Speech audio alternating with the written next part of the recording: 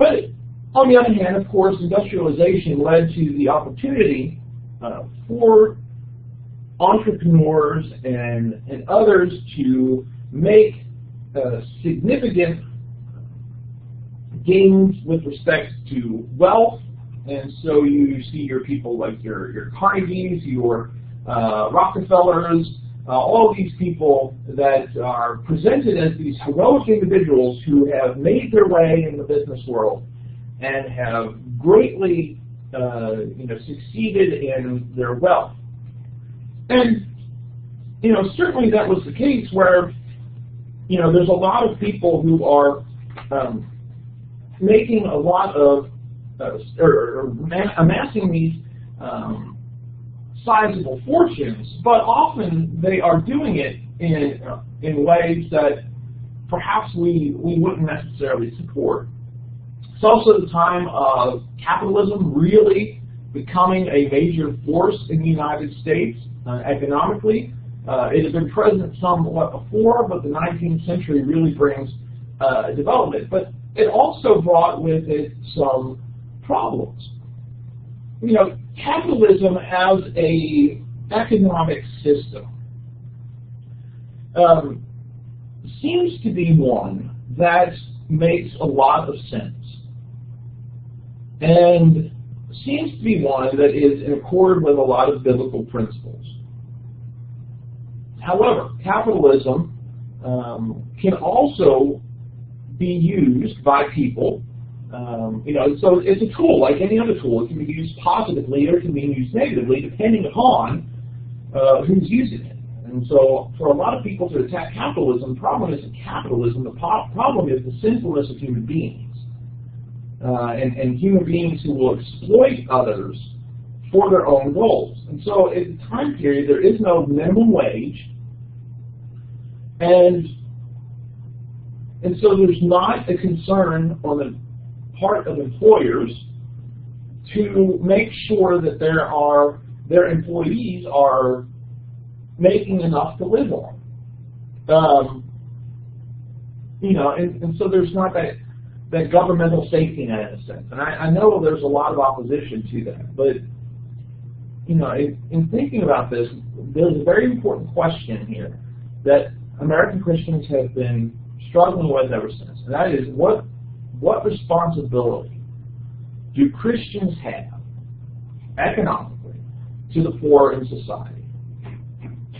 What responsibility does society have to act morally to those that are economically disadvantaged? And what are the best ways to achieve that? And so there's a lot of debate among Christians about this. Well, there's a lot of debate among that time point too. There were also no labor laws, no child labor laws at the time, and often people would send their children to work as soon as they could because of needing the finances to survive, which also meant that there weren't too many laws protecting workers in general, and so workers often found themselves in very hazardous conditions because the focus was making money. This time period is often been referred to as the Gilded Age, in the sense that it was kind of like a gold covering over some of these horrors as well. Right? Immigrants being exploited, taken advantage of, yet on the other hand you have these people making huge amounts of money as well. And so the Gilded Age became a time period that was, that had both of these concepts with it, both the success of people, what you could achieve capitalistically, but also the horrors morally of all of this. And so you have, your big names during this time are really making a success. And again, capitalism, when used, I don't want to say appropriately, but when used in certain ways, can lead to the success of a lot of people. And so the middle class grew because there were great opportunities. But when it is not used responsibly or not used morally, it can also be problematic as well. So again, it's a tool, and a lot of it depends on the people using the tool and whether they are moral or not. But it wasn't just a challenge to society. And it wasn't just a challenge, it wasn't just a development in politics or culture or something like that. But you also see a variety of things taking place growing out of this that also had an important impact on religion. One of those is what's known as biblical criticism or higher criticism. We talked about the Renaissance, and one of the things we mentioned in the Renaissance was the development of textual criticism. Textual criticism referred to the idea of comparing manuscripts of the same document, or the same text, like multiple copies of the book of Matthew, for example. Comparing them and noting if there were any sort of discrepancies, which again, biblically there are some differences, most of which are insignificant. They don't make that big of a deal. But when you look at these differences, the question becomes, which was the original text? And if you have two different words, which word was originally used? So when you have these cases of prayer and fasting, for example, this seems to be one that's fairly common. Some texts would just have prayer. Some others would say prayer and fasting for the same verse. So which was it? When Matthew originally wrote this document, did he write prayer or did he write prayer and fasting? So textual criticism involves comparing the manuscripts, making decisions based upon a variety of criteria to determine whether or not, or what the appropriate reading was. And so that developed in the Renaissance period and continued up through the time. But in the 19th century, a school of thought developed in Germany that essentially applied evolutionary principles to the biblical text. The reasoning went sort of like this. If human beings evolved from other forms of life, and so if we and apes had a common ancestor, as gets postulated by Darwin, I'll talk about Darwin here in a minute, then as we evolved into the species Homo sapien, and then as Homo sapiens evolved from lower forms of culture to higher forms of culture, our culture must have evolved as well, which must mean that the Bible evolved as well. So essentially, a lot of this is based on an acceptance of evolution to begin with. And so if you don't accept evolution, then, that's a different story. But we're talking about people who believed that evolution had taken place. So if the Bible evolved as a document, these people believed, was there not evidence that could be determined that would demonstrate that the Bible evolved? And so these German theologians began to question how the text of the Bible developed. One particular area where it really started first was in the question of the Pentateuch, the books of Moses.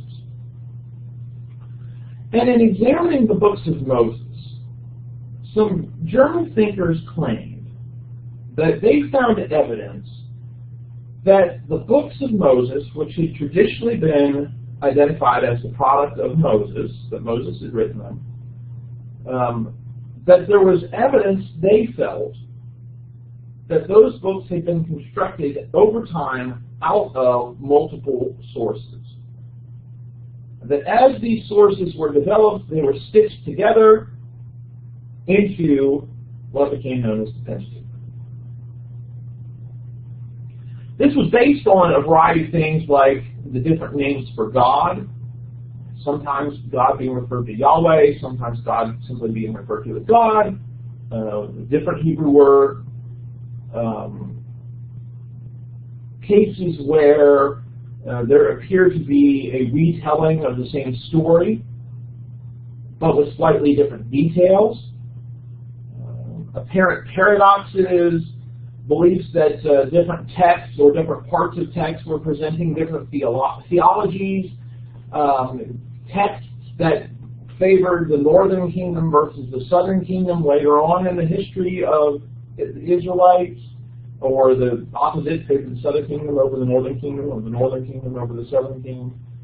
And so there was this belief that they could determine how these different documents had developed over time and what material came from these different sources.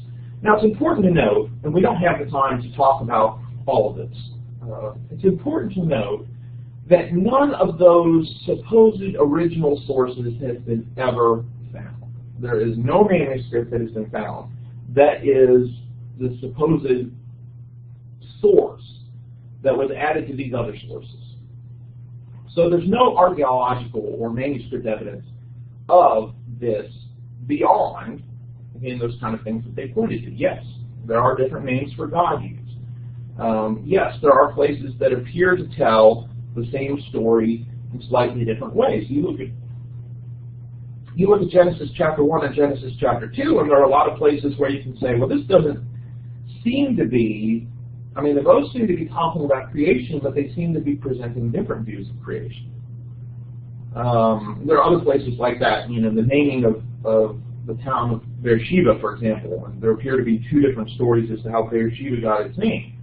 In most of those cases, just to talk about the creation story, there are, I think, legitimate explanations for the differences.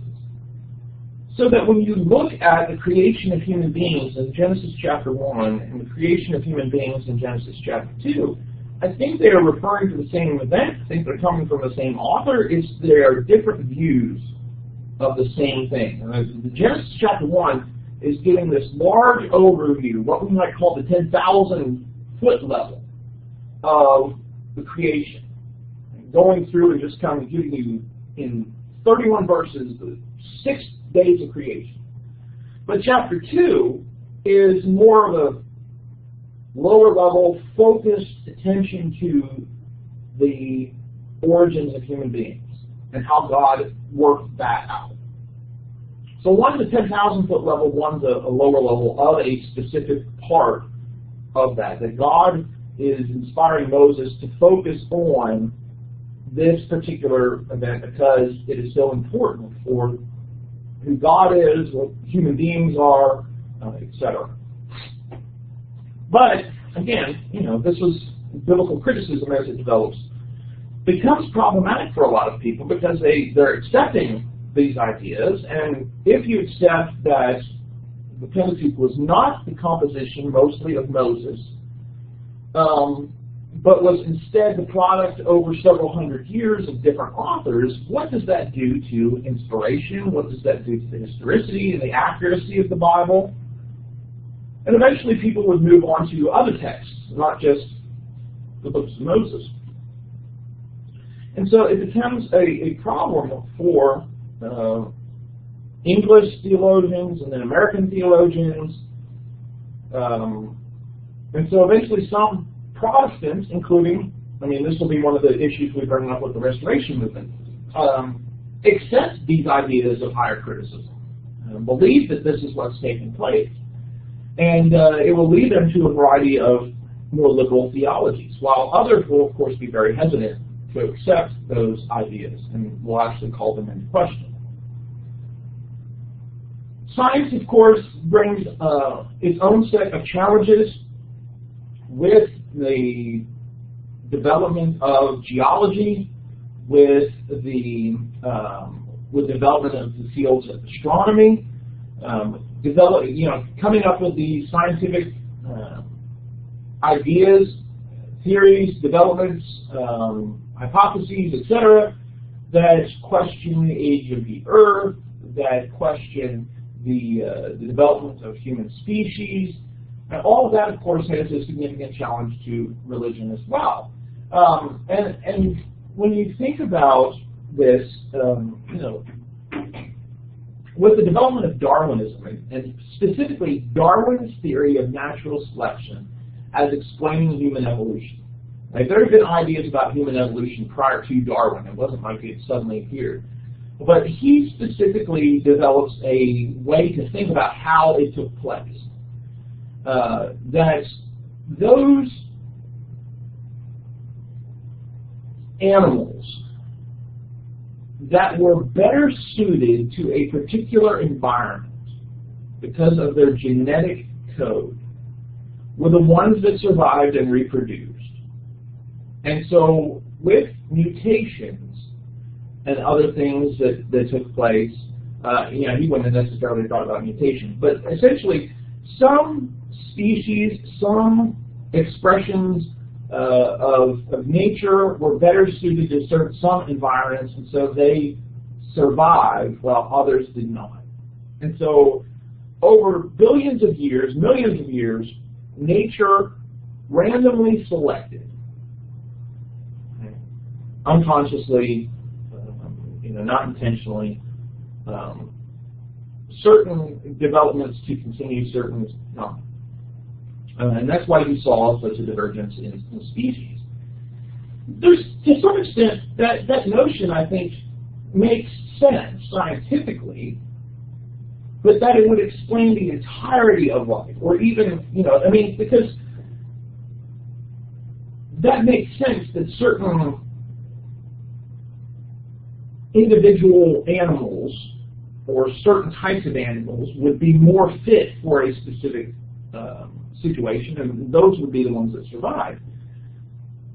But when you back it with, this is how birds evolved from lizards, or humans and apes evolved from a common ancestor, that's where I think, well, you're going too far. But how we see such a divergence in different types of animals, different types of species, different types of plants, that makes sense. But we're not, in that sense, it's not talking about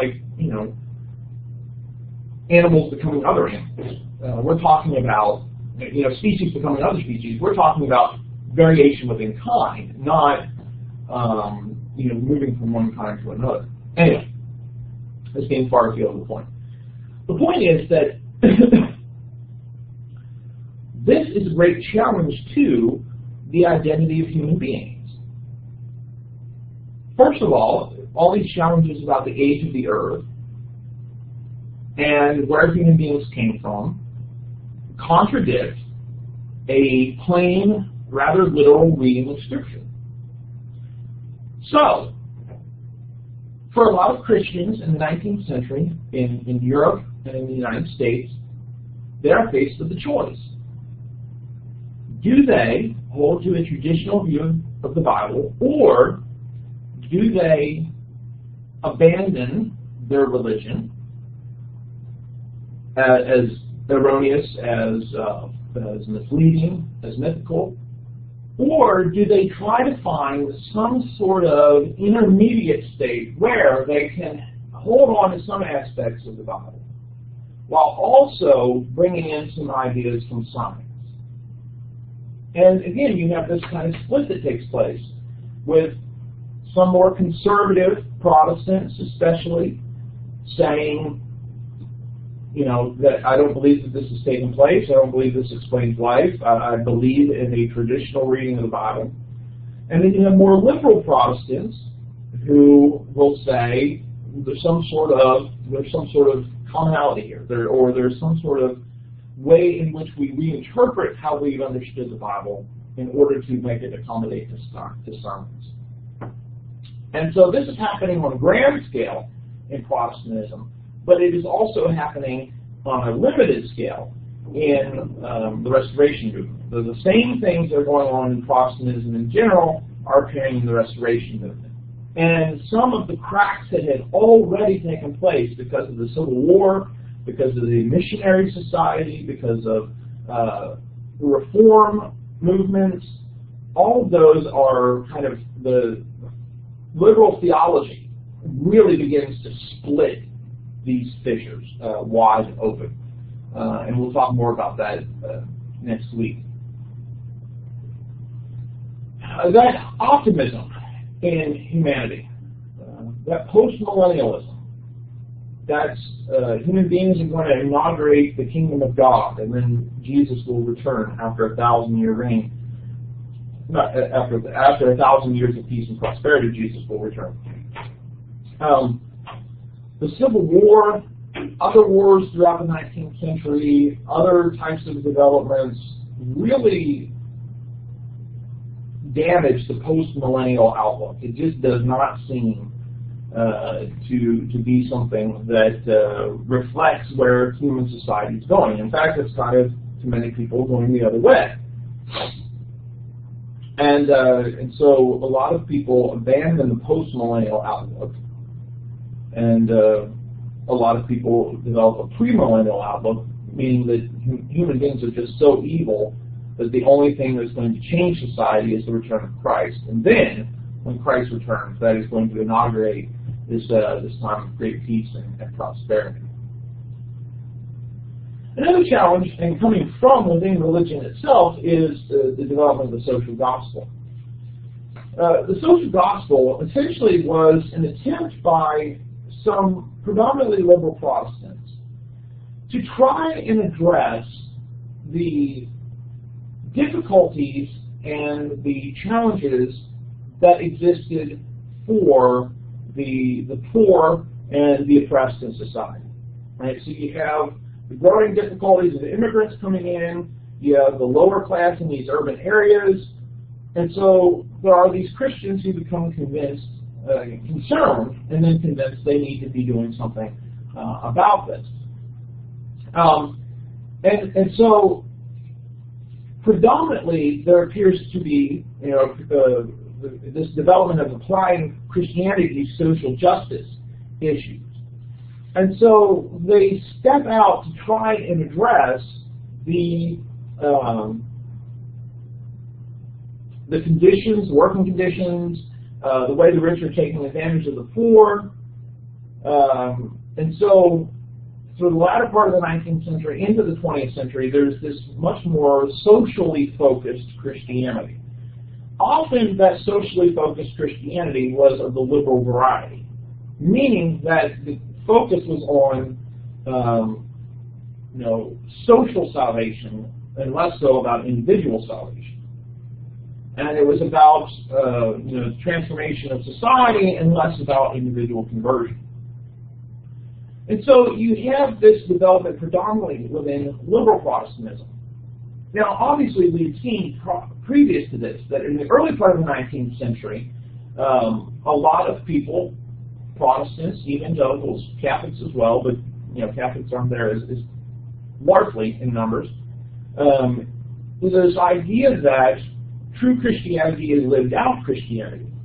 But that interest in reform that a lot of people had was still very closely connected to the notion of individual conversion. Not so with the social gospel. With the social gospel, it was much more about this kind of collective transformation. And so, in many respects, with the development of the social gospel, because of its connection to liberal theology, like higher criticism, like the acceptance of Darwinism, a lot of conservatives kind of backed away from being socially active because social justice, social activity was often conflated with liberal theology. And so any sort of liberal theology, liberal outgrowth, was often seen as, this is not something that, as a conservative, not that they would use the term conservative, but that somebody is committed Christian, I can't be involved in. And so this idea of the social gospel is appealing to liberal Christians, but not as appealing to conservative Christians. And so, once again, you see this divide happening in a large sense in Protestant Christianity that will also be reflected in a smaller sense in the American Restoration movement.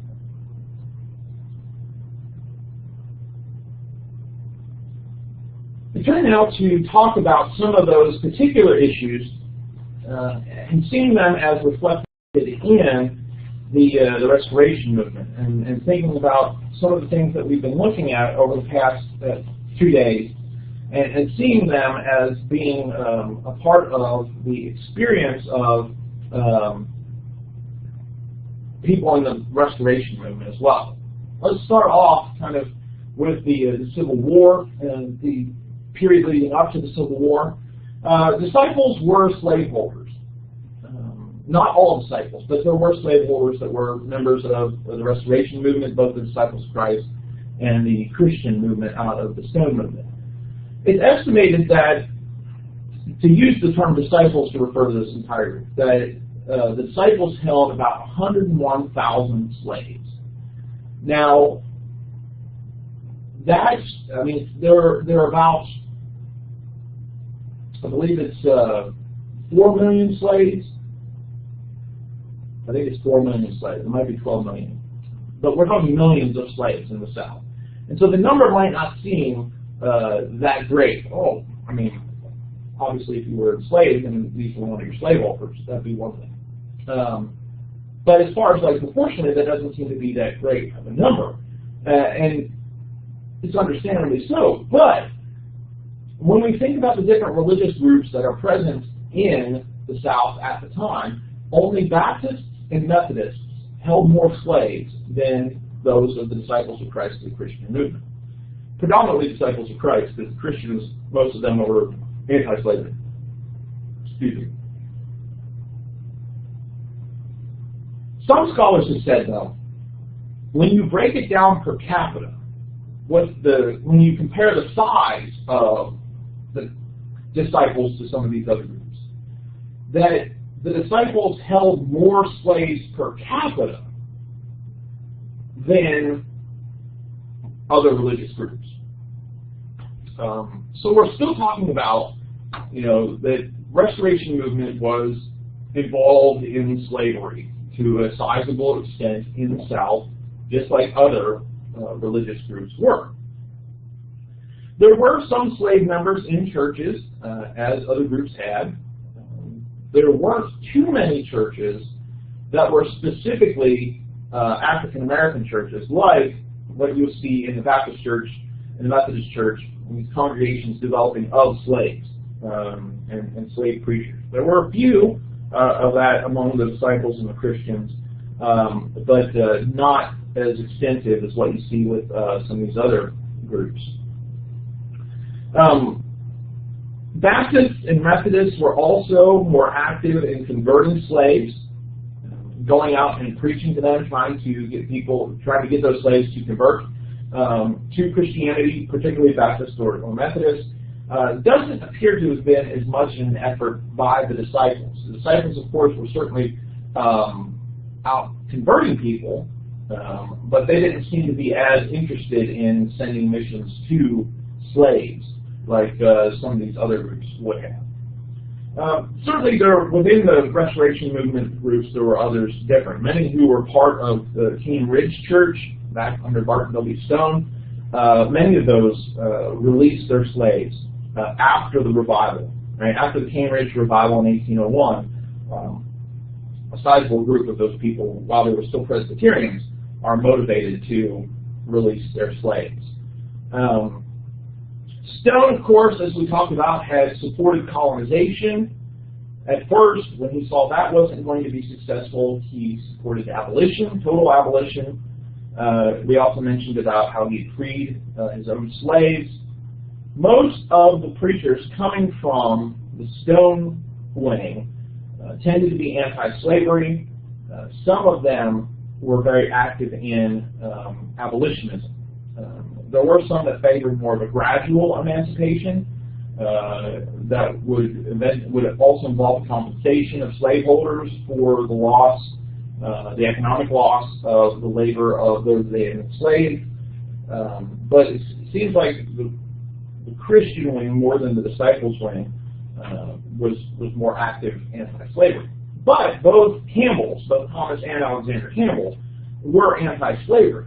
Thomas had started a school in Kentucky, which he had closed after being reprimanded for teaching a group of African Americans. And so because he taught African Americans, he kind of, he gets condemned for it, and so he just decides, well, I'm closing this school, and he moves back to Pennsylvania, actually, trying to get away from this.